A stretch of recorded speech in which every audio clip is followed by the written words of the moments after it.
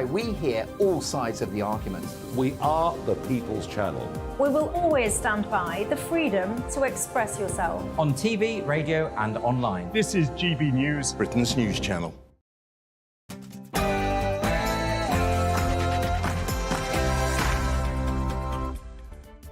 Hello, good evening. It's me, Jacob Rees-Mogg, on State of the Nation tonight.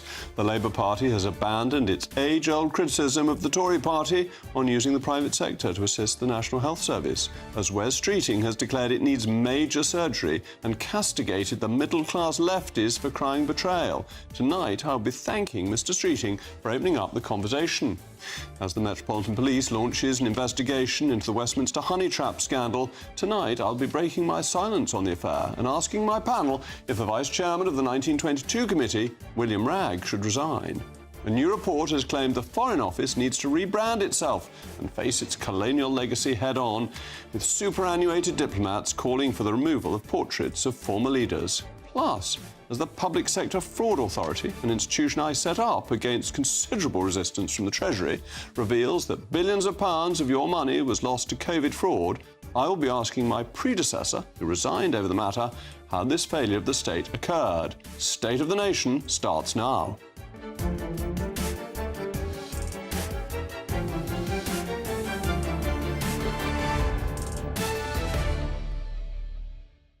I'll be joined by my most thoughtful panel this evening, writer and GB News' very own Emma Webb and the author and broadcaster Amy Nicole Turner. As always, as you know, I want to hear from you. It's a crucial part of the programme. Email me, mailmog@gbnews.com. But now, it's your favourite part of the day. It's the news with Polly Middlehurst.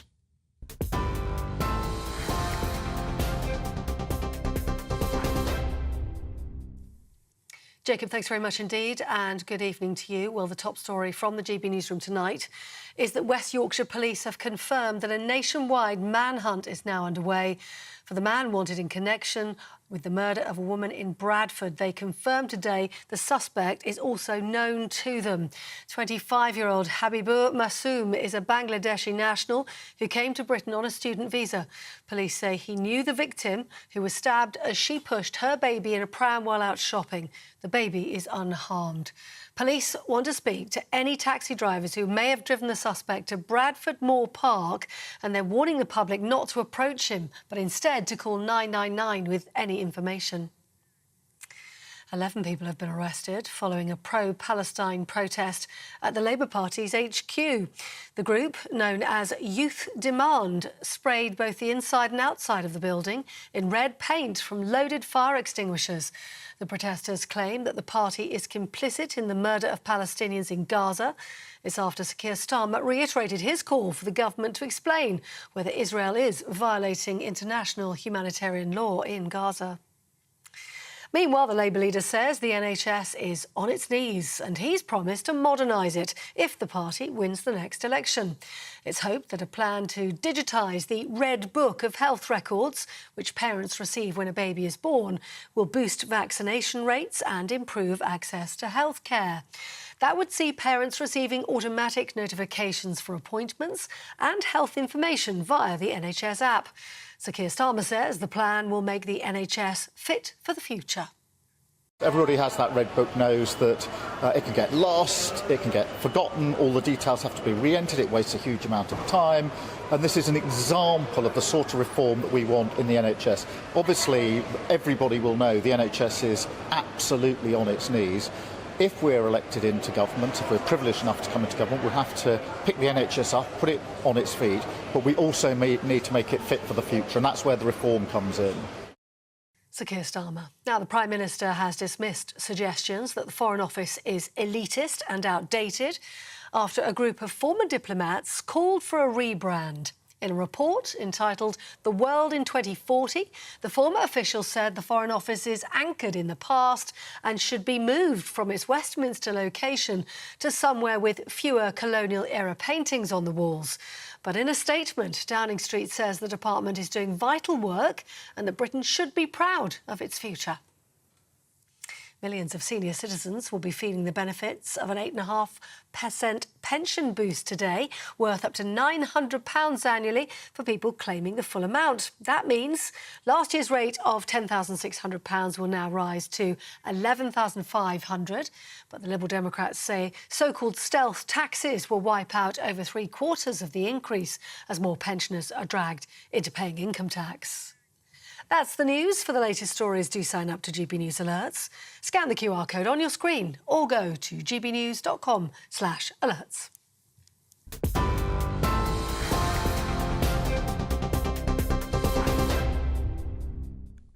For years, the Labour Party accused the Conservatives of trying to privatise the National Health Service.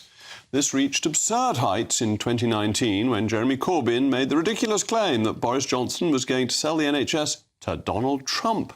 It was precisely this sort of sentimentality and hysteria that has held back the NHS. But finally, the Labour Party has turned a corner.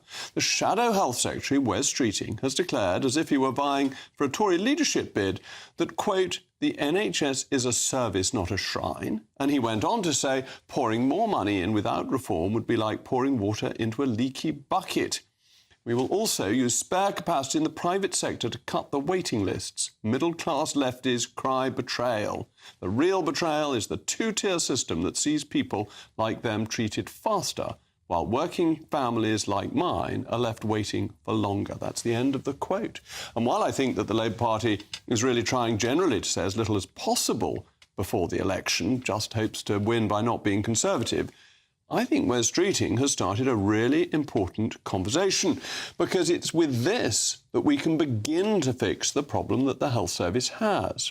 Now, you probably know that the NHS uses the private sector already to its advantage. GPs have independent contractor status, and while they are part of the NHS, they are paid separately and are not a formal part of the bureaucratic machine. In mental health services, the NHS has been using the private sector for residential mental health care for years, and it can work. Private contractors also granted for pharmacies, out-of-hour GP appointments, patient transport, diagnostics, and other things. The point is, none of this has threatened the principle of healthcare being free at the point of use.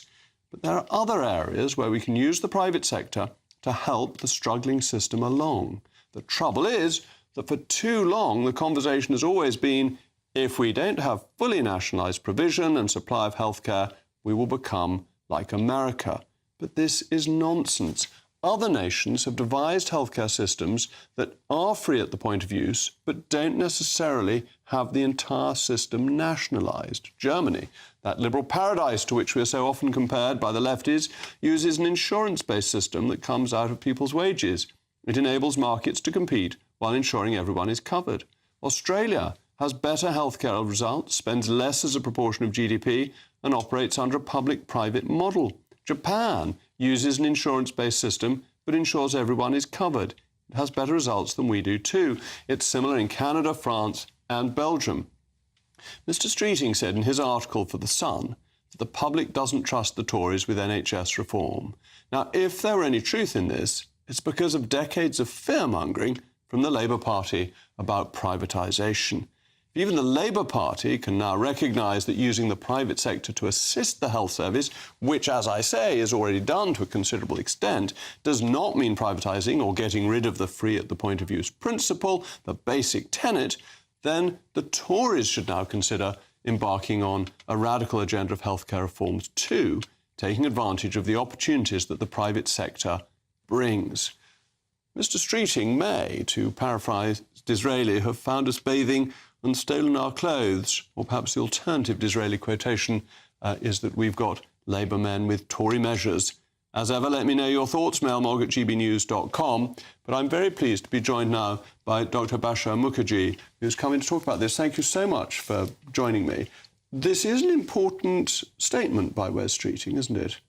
I think so. And I think I like that the Labour Party are taking the point of view of embracing change, and I think the public needs to as well, because the demographic of the UK has changed. We're not what we used to be 20 years ago. The population is neither racially, culturally, financially the same anymore, and I do think we all need to embrace this change. And actually, I'm looking forward to what Wes Streeting will do as potentially the future health secretary. Well, and even if he isn't, he's made this topic discussable, whereas previously it was a competition as to who would give the NHS more money. And I think one of his most important comments is that putting more money in is like putting water in a leaky bucket, that it's about structures rather than just money. I 100% agree. I think there's so much wastage in the NHS, and personally, it just breaks your heart to see the money that actually is not free. People think that the NHS is free. It's not. We are paying for it every day from our national insurance and various other ways of taxation. But people are not getting what they're paying for, and that's because of extreme amounts of wastage. You've just got to walk down a corridor in a hospital, in any hospital in any parts of the country, to see broken beds, broken IT, which people have paid for, but they're just left after they've been bought. They cost a lot, by the way. And why do you think this is? What do you think's been leading to this waste? Because obviously good and competent people are working in the NHS. They want to do it well. So why are the beds left broken and the IT problems we've known about for many years? I am still trying to figure this out, Mr. Mogg. You know, I'm thinking this is just down to generation after generation of people being burnt out. I worry that, do people just not care anymore? Are people just so numb to all the things that are going wrong around them?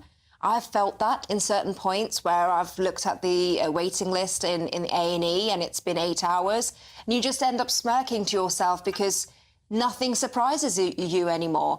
And I worry that that's what the current NHS is turning all the clinical staff into. But that does not excuse for the number of managerial staff we have. We have 50% managerial to 50% clinical, but we're a clinical service. So why is the weightage so heavily on managerial? But that comes back again and again, doesn't it, about shouldn't the clinicians be managing? And then the next thing you have is complaints that the clinicians are spending their time managing rather than being clinicians. And that's another of the difficult problems within the NHS. So do you think buying in some private sector resource will help, or is that going to be a small part of the solution? I think as a clinical person myself, it's really difficult to say exactly what the solution is. But I do think that our population needs to be prepared to be more frugal with their use of the healthcare system and not be abusive of it. And currently, we still have a very, a mindset of trying to abuse the system just because you can, just because it's free. And I worry that, is this a problem that we're almost advertising to other countries as well, with people coming over to this country to do health tourism, or even people who are coming in with immigrant status and just using the services without necessarily paying any money into the national insurance, or they're not contributing taxes at all. That's a really interesting point about people taking a free service for granted. Because it's just there, they think, well, I may as well go to A&E, even though it's something that I could probably take a couple of aspirin for. And then you get your 8-hour waits. With people who have serious conditions, and we've seen in the papers today, the numbers who may actually be dying because they're not being seen by A&E in time, then having to wait longer because... Now, how do you change that in a system that's free at the point of use, which the country's very attached to as a principle? I think we underestimate our population and the human mind. We were able to make such rapid change in the mindsets of people in terms of when we were dealing with the pandemic, in terms of educating our population on hand washing, mask usage, and the population complied. How did we achieve that? I think patient education is absolutely central to this. And this needs to start absolutely at the grassroots level, from school level, in fact, of getting a baseline understanding of health education, understanding what conditions can be something you can manage at home versus you need to go into hospital for. Because that's exactly what you're saying, that currently, just because of the number of patients that are turning up at A&Es, unfortunately, the more unwell patients are the ones that are going to be at disadvantage. And one of the interesting discussions I had with the manager of a hospital was that during the junior doctors' strike, where more consultants were involved, they were willing to make faster decisions. And therefore you got through the numbers in A&E, and they're thinking of restructuring in the hospital concerned to have more consultants on duty because of the faster flow. So there are structural things that can be done. That's an interesting point you make. I'm not sure if that's a sustainable model, though, because consultants, if they are doing what something is a little bit, I suppose, somebody slightly less experienced is able to do, then we're going to compromise their action on what they do best, essentially, yeah. But it's interesting this conversation's now started, and we're not just in that trench of more money. I agree with that. Thank you very much, Dr. Mukherjee, for joining me. Coming up, I will be breaking my silence on the William Wragg Westminster honey trap affair as the Metropolitan Police announces an investigation. And don't forget, I'll be talking about what happened to billions of pounds of your money with my government predecessor.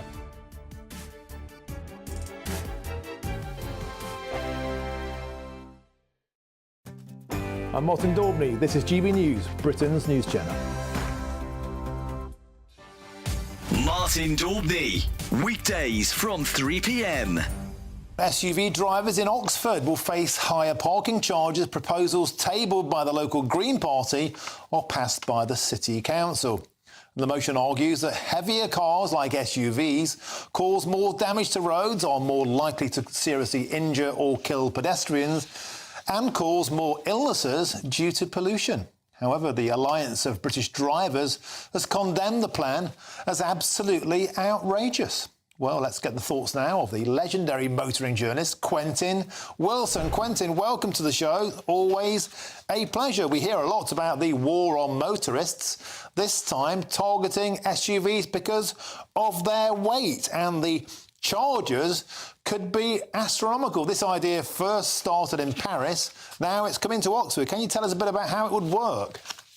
OK, so the idea is that the charges will penalise people who drive heavier SUVs and I guess by implication electric cars, although Oxford Council haven't said exactly what they're going to do with EVs. But this is all based around this notion of SUVs being heavier than passenger cars, therefore wearing out the roads more. Now, there was a study, I've got it here in front of me, from the University of Edinburgh in 2022 that said real-world tests found that overwhelmingly the wear is caused by large vehicles, buses, heavy good vehicles. Road wear from cars and motorcycles is so low that this is immaterial. Now, obviously, driving around a medieval city like Oxford in an SUV isn't the brightest thing in the world to do. But the idea that we should penalise the owners of these cars based on imperfect science that's been read on social media, I think is completely wrong.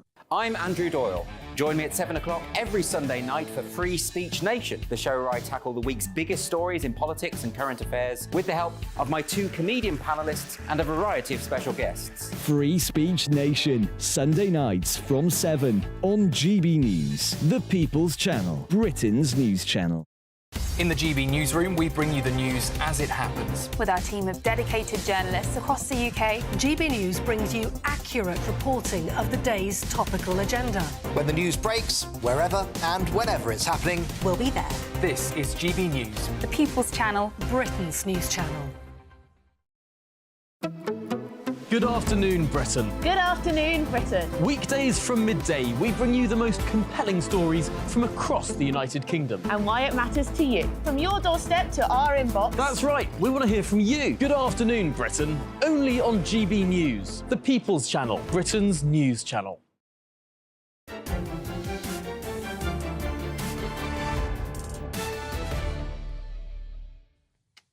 Well, actually, whilst you were away, we were talking about the fact that today is the Feast of the Annunciation, moved from Holy Week. But you have been sending in your mail mogs on the NHS, and Pete says, when Labour was last in, the cost of the NHS trebled. It did not get 3 times better, but the number of managers trebled.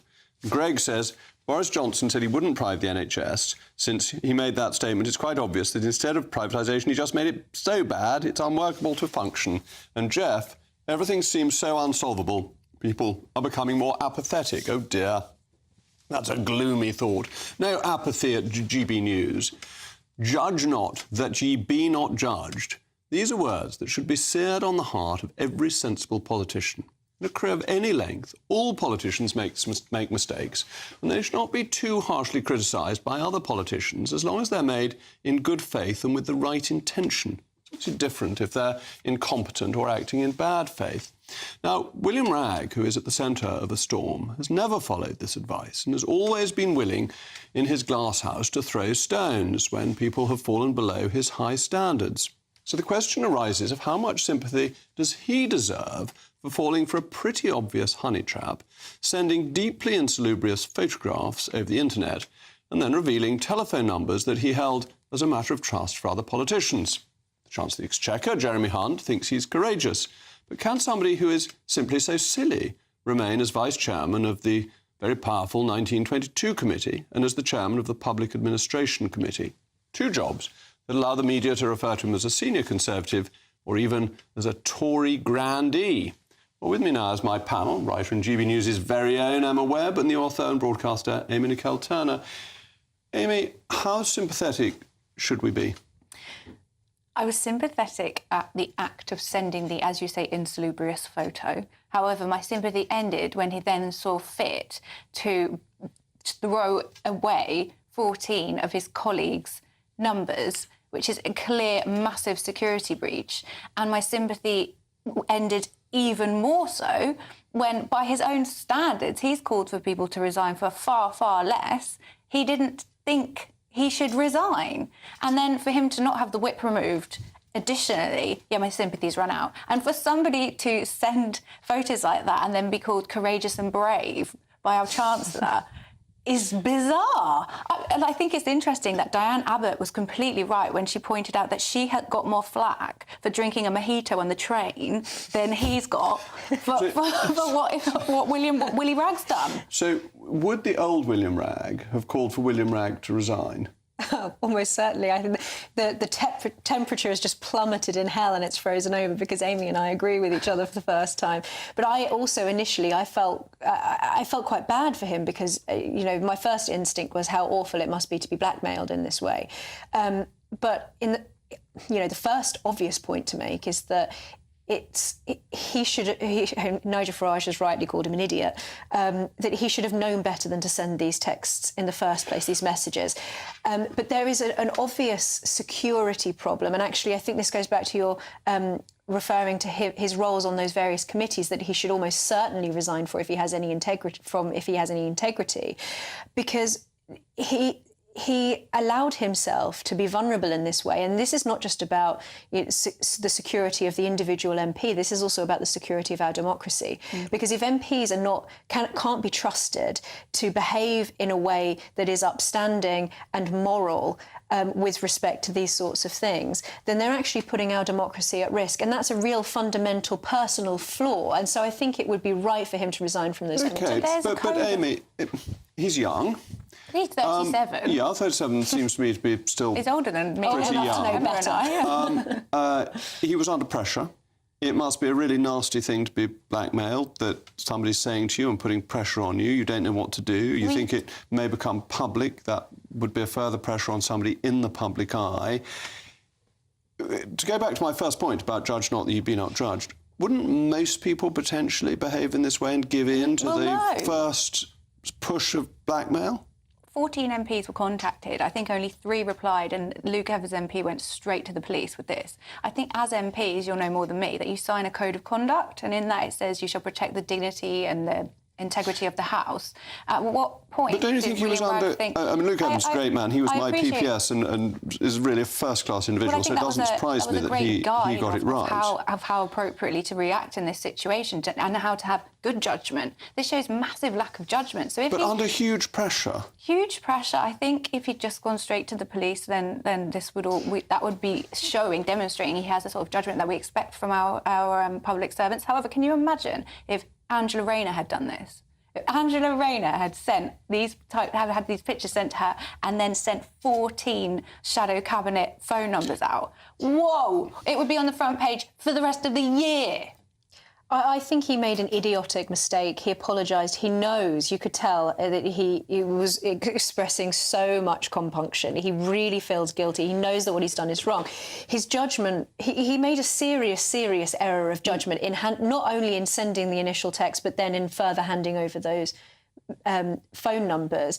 But I think what's really mystifying is Jeremy Hunt describing it as courageous. I think that's very strange. Yeah. Isn't the success of blackmail that lots of people, when presented with a blackmailer, pay the first £100? And that's basically what he's done. And that is something that Which a is lot why of our I fellow initially felt citizens sorry would have for done. him. I initially Yeah. felt sorry for him because I think that to be blackmailed in that way, and you can understand how someone might be thinking when they even, handing over those images in the first instance, he made himself vulnerable, and probably because he felt some kind of investment in the first place in doing so. It was an error of judgment, and I'm sure lots of other people, and I know people who've experienced blackmail. It is an awful thing. So I do feel sorry for him in terms of his experience at that stage. But it's also a question about the security of our democracy. If MPs don't exercise their judgment wisely in those kinds, because can either of you explain to me, bearing in mind we're a family programme, why anyone ever sends pictures of themselves in a state of undress? Well, we discussed this, didn't we? And we said it's because sometimes the heart thinks before the head. The heart. Well, in that case, I'm not going to have one of those. I mean, I just do not understand this. And I especially in this instance, it wasn't just somebody. I think it's silly to send anything electronically, even to someone that you know. But in this instance, he was sending it to somebody that he hadn't even met yet, which is why it is such an extraordinarily idiotic Extraordinary idiotic, and the type of thing that if anyone else did it, he'd be the first in line to say they should resign. He must feel horrendously embarrassed by this. So I do not embarrassed enough to leave. If he was so embarrassed and he had so much regret, surely he would just step aside. I don't think there are any photographs of me in adulthood without a tie on, unless possibly when playing cricket. Showing a bit of ankle. William Wragg has issued this statement. They had compromising things on me. They wouldn't leave me alone. They would ask for people. I gave them some numbers, not all of them. I told him to stop. He's manipulated me, and now I've hurt other people. I got chatting to a guy on an app, and we exchanged pictures. We were meant to meet up for drinks, but then didn't. Then he started asking for numbers of people. I was worried because he had stuff on me. He gave me a WhatsApp number, which doesn't work now. I've hurt people by being weak. I was scared. I am mortified. I am so sorry that my weakness has caught other people hurt. Well, thank you very much to my panel. Coming up next, how would you feel about renaming the Foreign Office, the institution that once governed a quarter of the world? Global affairs. Plus, I will be reciting some poetry in protest against trigger warnings.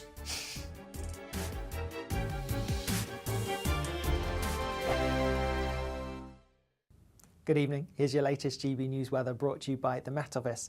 Most of us will see some heavy rain and some strong winds as we go through tonight into tomorrow in association with a relatively deep area of low pressure. Now, this feature has been named by Meteo France because it's going to bring some impactful weather there. In the UK, it's not so stormy, but nonetheless, there'll be some strong winds, particularly around coastal parts, and also a spell of heavy rain feeding in across parts of northern England and across Scotland as we go through the early hours of Tuesday. Because of the blustery, wet and cloudy weather, temperatures for many of us aren't going to drop much. Most places holding up in the mid to high single figures. So a relatively mild start tomorrow morning, but quite a cloudy and a wet one and a windy start for most of us. The heaviest rain will be across eastern parts of Scotland, could cause some problems, particularly on the roads. Also some heavy rain for northern England, but all of this does gradually clear away towards the northeast with something a bit drier following in behind, but also a scattering of showers. Now temperatures will be down several degrees compared to today, highs of just 13, perhaps even 14 Celsius towards the southeast. A chilly but bright start for many of us on Wednesday. However, the fine weather doesn't last. More wet weather is going to push its way in from the west, and we're going to see winds strengthening again. And again, that rain could cause some problems, particularly over southwestern parts of Scotland. At the moment, Thursday looks like a drier day for many of us, and that drier theme looks like it will continue into Friday across the south before more rain arrives further north. GB News is the home of free speech. We were created to champion it, and we deliver it day in, day out. Free speech allows us all to explore and debate openly the issues most important to us, our families, and of course, the British people. Having challenging conversations to enlighten each other. Which is why we hear all sides of the argument. We are the People's Channel. We will always stand by the freedom to express yourself. On TV, radio, and online. This is GB News, Britain's news channel. I'm Christopher Hope. And I'm Gloria Di Piero, bringing you PMQs Live here on GB News. Whenever Parliament is in session on a Wednesday at midday, we'll bring you live coverage of Prime Minister's questions. We'll be asking our viewers and listeners to submit the questions that they would like to put to the Prime Minister, and we'll put that to our panel of top politicians in our Westminster studio. That's PMQs Live here on GB News, Britain's election channel. Good afternoon, Britain. Good afternoon, Britain. Weekdays from midday, we bring you the most compelling stories from across the United Kingdom. And why it matters to you. From your doorstep to our inbox. That's right, we want to hear from you. Good afternoon, Britain. Only on GB News, the People's Channel, Britain's news channel. I'm Gloria Di Piero. This is GB News, Britain's election channel.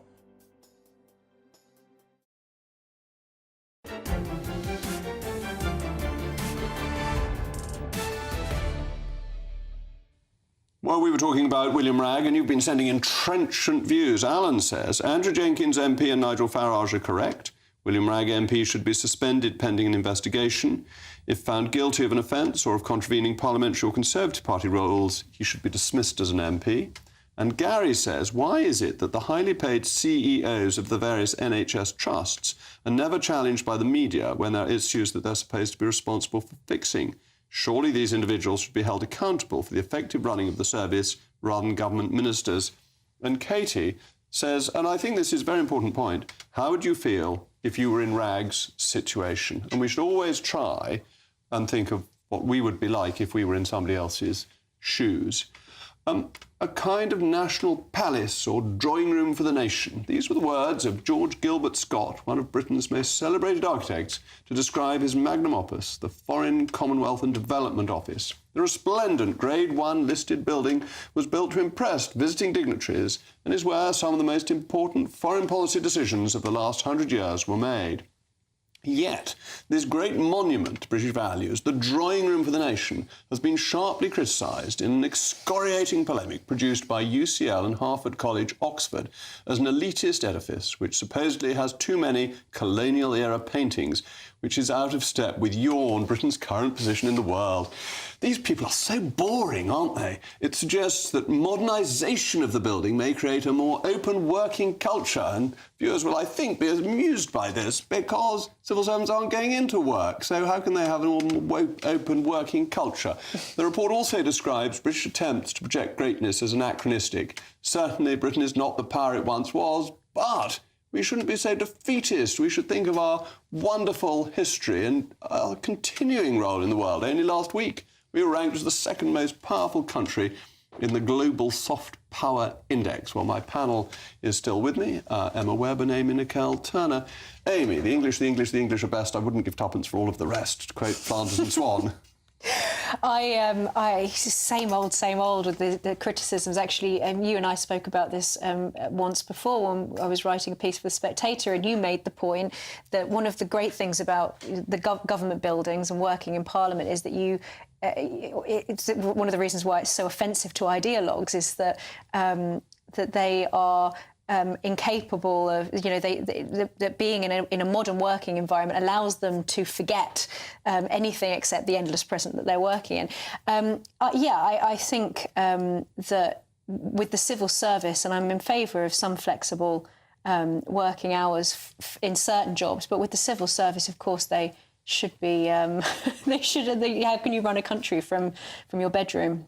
Well, I agree with that. And in Parliament, there are wonderful pictures of our history, and it's such a powerful advertisement for our belief in democracy. If you look at the pictures going all the way through from Alfred the Great via Magna Carta to the Civil War, an understanding of where we've come from and therefore what we want to do next. Yeah, but I think what we've established that we want to do next organically, and now legislation needs to echo that rather than the other way around, is that we are going to be working from home because it's actually proved. But shouldn't we be proud of our nation? Whether we're working at home with... I think we'll be prouder of our nation if great we buildings. stop with these discussions about where we're working. And if we're talking about, say, the civil service, for example, we want the most talented people. But right? where we're working is a sort of side effect of this report. This is really about saying the Foreign Office should be rebranded. I don't have a problem with that, really. I just think things it's just so change. wet. We move, we roll. Like what? It's not just wet. I actually think it's immoral. I think it's unethical. I can't. And I know that sounds like it's quite an extreme statement, but actually, when and we've seen this in all sorts of institutions as well, there is an aspect of this that is deeply immoral. And those buildings, it's the same with cathedrals. There's an element of the transcendence, an element of truth, and I think that's what so offends activists who are relativists, who want to erase the foundations of our national identity. That these do have a self-confidence that doesn't fit with this self-repudiation that we're always forced to wallow in. It's like having your head constantly dunked underneath the water. Do you think? Because I think your heads are under the water by constantly trying to perpetuate that the past was brilliant and Britain is great and all this type of thing. Well, if we weren't so great, why did 1.4 million people want to come here in the last 2 years? Unfortunately, currently, we're not that great because our productivity is absolutely woeful. So we need to work out a way to move forward. And if you have this sentimentality for this like anachronistic past and you kind of focus all your energies on that, then how are we ever going to develop? But surely that's the incentive to do better, is that we were great and therefore we should try and be great again. We shouldn't just sit at home in our bedrooms vegetating when there's work to be done. But the thing is, we lost 500,000 people out of the workforce after COVID. People didn't want to go back to work. So realistically, we need to kind of try and think, why is that?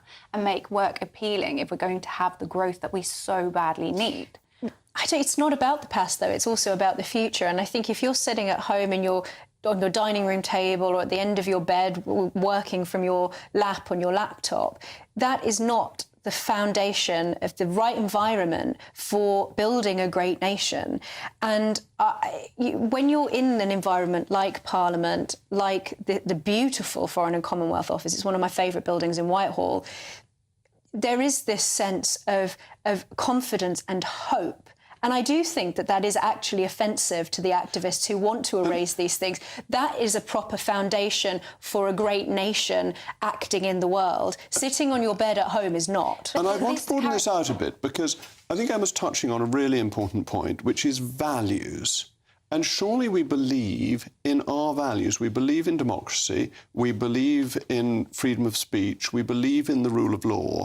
And these are epitomised by our buildings, which show confidence in what our values have achieved and can achieve in future. Yes, but I think those buildings can also be quite intimidating for a lot of people. And this taps into this idea that you two like to characterise working from home as people sitting on their sofas. Well, we're coming on to working from home because... Come down with me when actually... But Amy, we've got measures introduced over the weekend. I mean, employees now have the right to ask for remote working from the very first day in their job. So we're going to encourage even more idling from home. But this is what frustrates me with your characterisation of working from home, because it's not about idling, is it? It's about it is about complete idling. Broadening the talent pool. No, so I think about the times in my life that I could have really used flexible working. When I had my baby, when I had to care for my grandma when she was dying. Those are the two times, and I was taken out the workforce at those times. Since people have worked from home, we've had a 6% decline in the productivity of the public sector. That is costing about £30 billion a year. The ONS has never found there was any decrease in productivity. The hybrid model of working has been found to increase productivity. We have found that the public sector as a whole, since working from home and COVID came in, has gone down by 6%. I know that coincidence is not causality, but it's pretty strong coincidence. It's also about discipline, and this goes back to what we were saying about the buildings and values, because if we were a more disciplined people, and I think that we as a culture very clearly have lost our discipline, that would be one thing. If you're a company and I know people who have companies who are struggling to get their employees back to work, those companies will go bust if those employees are not as productive as they would be if they were in the office. However, Amy, I do agree with you in that I do think that some flexibility, particularly for women with families, that kind of flexibility can be beneficial, and if people do have discipline, then sometimes working from home can make them more productive. But in certain contexts, like running a country, you just simply cannot work from home. And it's important, I think, to be in the heart of the seat of power and to be around those buildings that represent the values and anchor that work in the long history of that service. It gives you a sense of your role as a public servant rather than just being in the same context that you would be if you were watching Netflix of an evening at home with your family. I think what you're doing again is you're forgetting that if you don't offer flexible working, then you are immediately not inviting as much talent and happiness and a work-life balance is what creates productivity. What about all those mothers that have to leave the workforce every single year because they can't Actually, being happy does not necessarily create productivity. It actually does. It may be a very nice thing to have. In Denmark, in Finland, but in there's Sweden, a Harvard study says that working from we home are the reduces second productivity. most miserable nation in Europe. Actually, male working is the best indicator of good mental health. And that's proper working, that's what I think. I think for families, some element, like I said, I think some element of flexibility for families,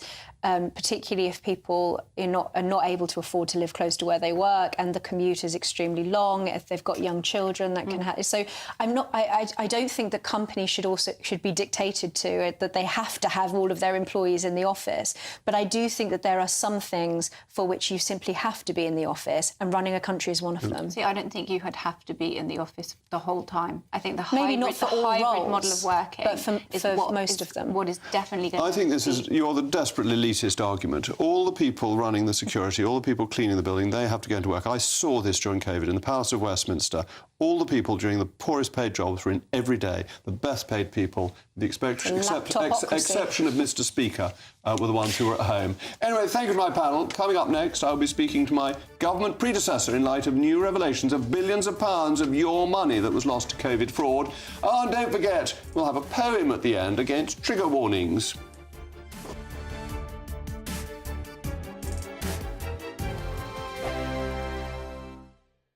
This is GB News, Britain's news channel. Let's see what you've been saying at home. You're very vexed about these China cyber attacks. Colin says, what the hell is our Secret Service doing? They've only just realised what China's up to. You just couldn't make it up. We could have told you. We knew. We're not surprised. So Colin, we agree with you. Quite why it's taken GCHQ or MI6 or whoever it is, MI5. It would be MI5 to know what's going on. And Rod has said, thank you, Rod, if you know how you vote, if they know how you vote, coupled with mass data held also on you, do you not believe they can influence your decision-making process in any way? They won't know. I'm not sure they know how you vote because that's not on record anyway, is it? It is not. And Ken says these are only able to be carried out because of computers, internet, mobile phones, etc. It seems to me that these inventions are ruining our lives and therefore we were much safer and much happier without these inventions. There is a school of thought that would agree with that, Ken, very much so. I sort of often think it myself, really. Me too.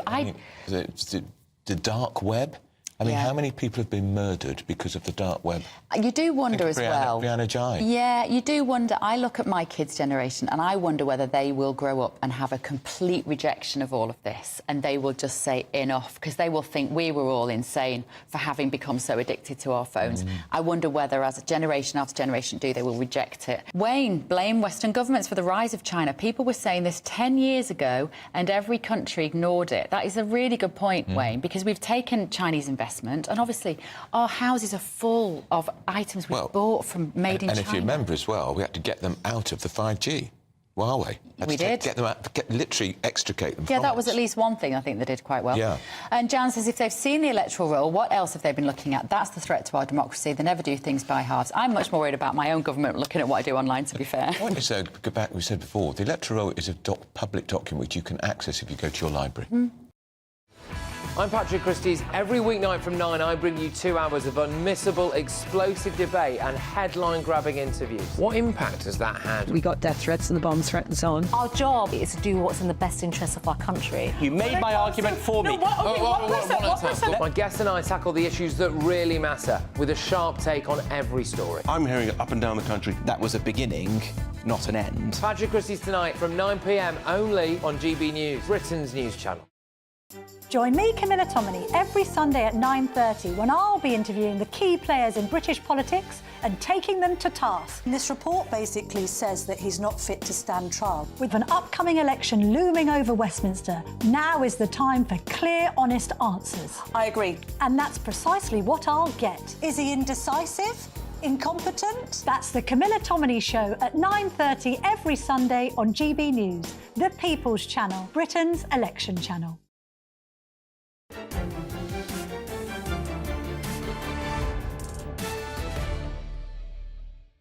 Well, we were talking about Foreign Office couch potatoes, and Mick says the Woke Brigade want to either rewrite or destroy our history. It's just the latest fad, and if large numbers of the staff are working from home anyway, why should they seek to revamp their workplace? It's a very fine point.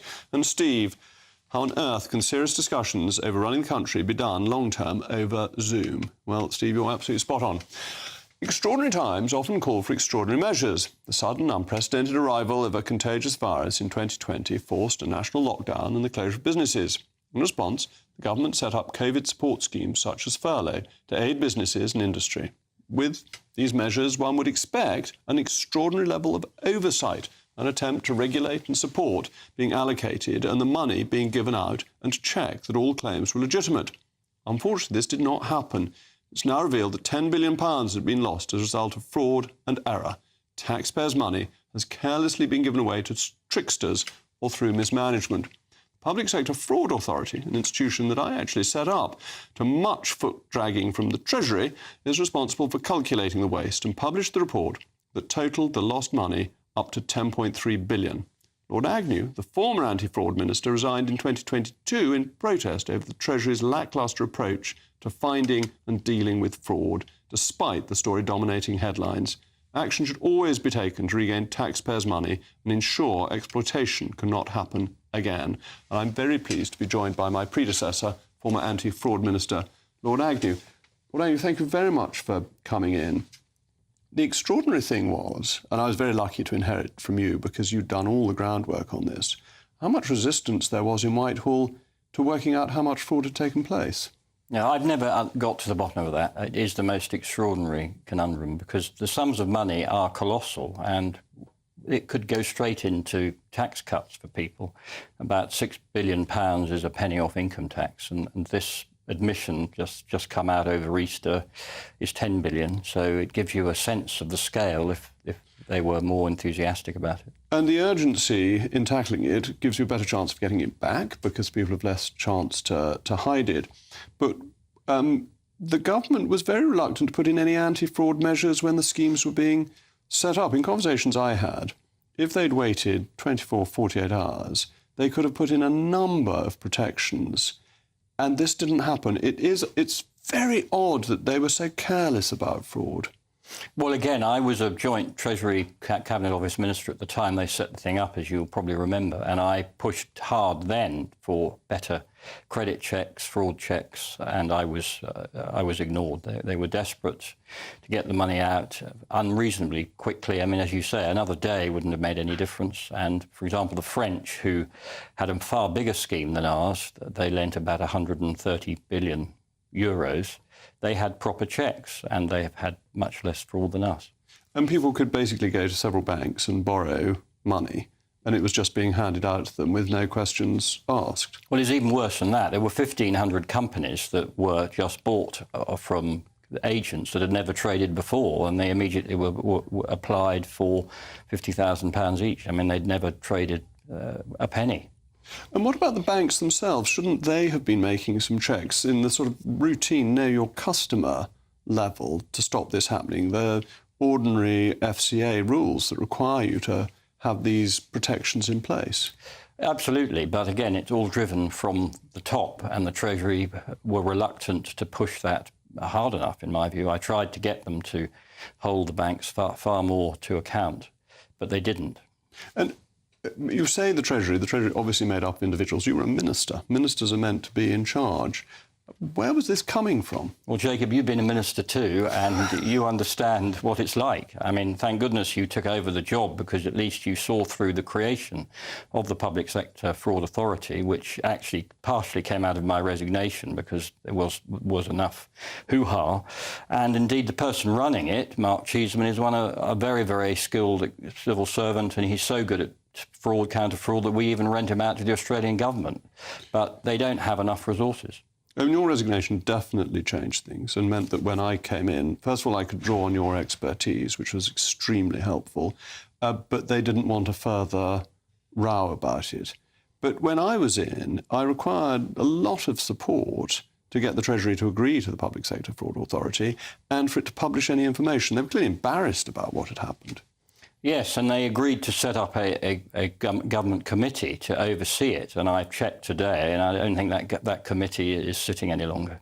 And do you think this level of fraud is still taking place, or that with the new protections, and of course there aren't these schemes at the moment, but in other areas, or do you think with the Public Sector Fraud Authority it is much better and stronger now? Well, in that report that was slipped out over the Easter holidays, the authority admitted to government fraud in the range of 32 to 55 billion pounds a year. So it's still endemic, and that figure is not dissimilar to the National Audit Office. So there's a huge win here if only we could get a bit more serious about it. Well, that's stunning, because at the higher end, that's 5% of government expenditure. Yeah. And that's, that's the abolition of some taxes that you can get a scale to. So it really matters. Do you think the Public Sector Fraud Authority has the resources that it needs to do this? Because whenever I spoke to them, it's one of the very few areas where the spend to save rule is actually true. Lots of good ideas come to you as a minister with people saying, if we spend £1, we'll save £5. And normally, if you spend £1, you've spent £1. With fraud, you can really track it, can't you? You spend £1 and you get back however much, and you stop however much, and that's real. Absolutely. Well, it should be on a statutory footing to give it more teeth. It should be able to hold to account the other 22 anti-fraud agencies that are in government. So there's far too many of them, and there's no coordination. But also, as you say, if they don't deliver, say, a £3 or £4 to £1 spent every year, then they should be shut down. I mean, it is that simple, and the opportunities are there. The margins would be actually much higher than that. And that was one of the really interesting things about getting the authority set up, is that if people had swindled £1,000 off their social security, not something I think they should do, but nonetheless something that does happen, then there's a very good investigative system to come down after that. But if you'd swindled £50,000 10 times over, nobody seemed to care. There's a sort of extraordinary lack of proportionality in the interest of the structure of the government. Well, I agree with you that it seems to be one of those sort of bad smells they wanted to go away rather than get stuck into it. And, I mean, there is still chance to go after these people. I mean, the trail does go cold, but if there was a renewed assault on it, there are still people that they could recover this money from. I mean, a lot of it was opportunistic fraud, like taking the money was meant for the companies, but they'd take it out and go and buy a turbo tub bath or something, or a sports car. And so those sort of people, they could easily repay it. You know, they were in absolute breach of the loan conditions. Because we thought very little of it was organised crime. Most of it was just people taking money, spending it, or extending their house, but basically having the wherewithal to pay it back. There was quite a lot of opportunistic fraud, exactly. Well, Lord Agnew, thank you very much. And now, to end on some poetry, actually, that I was taught by my governess many years ago. There was a boy whose name was Jim. His friends were very good to him. He ran away when he was able, and on this inauspicious day he slipped his hand and ran away. He hadn't gone a yard when, bang! With open jaws a lion sprang, and hungrily began to eat the boy beginning at his feet. Now just imagine how it feels when first your toes and then your heels, and then by gradual degrees your shins and ankles, calves and knees are slowly eaten bit by bit. No wonder Jim detested it. No wonder that he shouted hi. The honest keeper heard his cry, but when he bent over Jim, the honest keeper's eyes were dim. The lion having reached his head, the miserable boy was dead. When nurse informed his parents, they were more concerned than I can say. His mother, as she dried her eyes, says, well, it gives me no surprise. He would not do as he was told.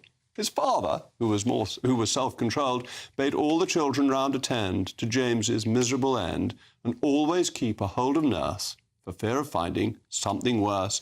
Now, I am sorry if this spine-tinglingly frightening poem disturbs your slumbers later this evening, but the wet wipes at Pan Macmillan have given it a trigger warning as harmful.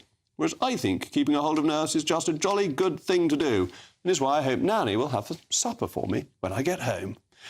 Anyway, that's all from me. Patrick Christys, what are you having for your supper this evening? I don't know. I mean, I was triggered by a lot of that, Jacob, I'll be honest, so I'm not sure I'm going to be eating for a little while. But look, great show, by the way. I've got an exclusive for you on grooming gang monsters who are set to be freed. I speak to a very brave victim who's come forward.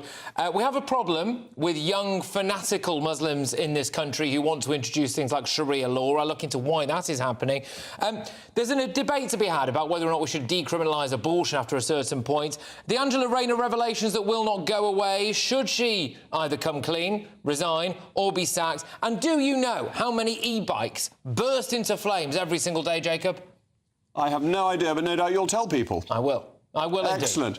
As always, a very exciting programme. That's all coming up after the weather. I did, of course, edit the poem Jim in the interest of time. I'll be back tomorrow at 8 o'clock. I'm Jacob Rees-Mogg. This has been State of the Nation, and you're probably wondering what the weather is going to be like in Somerset. I think it's going to be exceptionally good. In West Hertfordshire, the sun will be out. In Taunton, they'll be getting the cricket square ready as the cricket season gets underway, and people will be looking forward to looking at that wonderful setting of the two churches either side, where both of them used to hit the ball so regularly into the river. Bath will be a great place to visit if you were a tourist, and Glastonbury, where Christ himself was supposed to go with Joseph of Arimathea. The weather. A brighter outlook with Box Solar, sponsors of weather on GB News. Good evening. Here's your latest GB News weather brought to you by the Met Office. Most of us will see some heavy rain and some strong winds as we go through tonight into tomorrow in association with a relatively deep area of low pressure. Now, this feature has been named by Meteo France because it's going to bring some impactful weather there. In the UK, it's not so stormy, but nonetheless, there'll be some strong winds, particularly around coastal parts, and also a spell of heavy rain feeding in across parts of northern England and across Scotland as we go through the early hours of Tuesday. Because of the blustery, wet and cloudy weather, temperatures for many of us aren't going to drop much. Most places holding up in the mid to high single figures. So a relatively mild start tomorrow morning, but quite a cloudy and a wet one and a windy start for most of us. The heaviest rain will be across eastern parts of Scotland, could cause some problems, particularly on the roads. Also some heavy rain for northern England, but all of this does gradually clear away towards the northeast with something a bit drier following in behind, but also a scattering of showers. Now, temperatures will be down several degrees compared to today, highs of just 13, perhaps even 14 Celsius towards the southeast. A chilly but bright start for many of us on Wednesday. However, the fine weather doesn't last. More wet weather is going to push its way in from the west, and we're going to see winds strengthening again. And again, that rain could cause some problems, particularly over southwestern parts of Scotland. At the moment, Thursday looks like a drier day for many of us, and that drier theme looks like it will continue into Friday across the south before more rain arrives further north. Looks like things are heating up. Boxed boilers, sponsors of weather on GB News.